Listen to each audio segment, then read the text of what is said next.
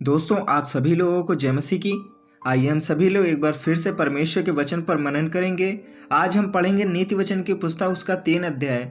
उसमें कुछ इस प्रकार लिखा है कि हे मेरे पुत्र, मेरी शिक्षा को न भूलना, अपने हृदय में मेरी आज्ञाओं को रखे रहना, क्योंकि ऐसा करने से तेरी आयु बढ़ेगी और तू अधिक कुशल से रहेगा। कृपा और सच्चाई तुझसे अलग ना होने पाए, वरन उनको अपने गले का हार बनाना और अपने हृदय रूपी पट्टियां पर लिखना, और तू परमेश्वर और मनुष्य दोनों का अनुग्रह पाएगा। तू अति बुद्धिमान होगा। तू अपनी समझ का सहारा न लेना, वरन संपूर्ण मन से यहोवा पर भरोसा रखना। उसी को स्मरण करके सब काम करना, तब वह तेरे लिए सीधा मार्ग निकालेगा। अपनी दृष्टि में बुद्धिमान न होना, यहोवा का भय मानना और बुराई से अलग रहना।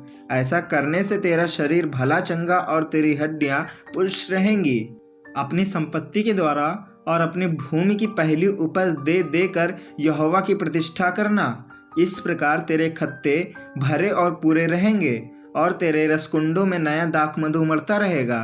हे मेरे पुत्र, यहोवा की शिक्षा से मुंह न मोड़ना, और जब वह तुझे डांटे तब तू बुरा न मानना, क्योंकि यहोवा जिससे प्रेम रखता है उसको डांटता है, जैसे कि बाप उस बेटे को जिससे वह अधिक चाहता है। क्या ही धन्य है वह मनुष्य जो बुद्धि पाए, और वह मनुष्य जो समझ प्राप्त करे, क्योंकि बुद्धि की प्राप्ति चांदी की प्राप्ति से बड़ी और उसका लाभ चोखे सोने के लाभ से भी उत्तम है। वह मूंगे से अधिक अनमोल है, और जितनी वस्तुओं की तू लालसा करता है उनमें से कोई भी उसके तुल्य न ठहरेगी। उसके दाहिने हाथ में दीर्घायु और उसके बाएं हाथ में धन और महिमा है। उसके मार्ग मन भाव हैं और उसके सब मार्ग कुशल के हैं। जो बुद्धि को ग्रहण कर लेते हैं उनके लिए वह जीवन का वृक्ष बनती है, और जो उसको पकड़े रहते हैं वह धन्य है। यहोवा ने पृथ्वी की नींव बुद्धि ही से डाली और स्वर्ग को समझ ही के द्वारा स्थिर किया। उसी के ज्ञान के द्वारा गहरे सागर फूट निकले और आकाश मंडल से ओस टपकती है।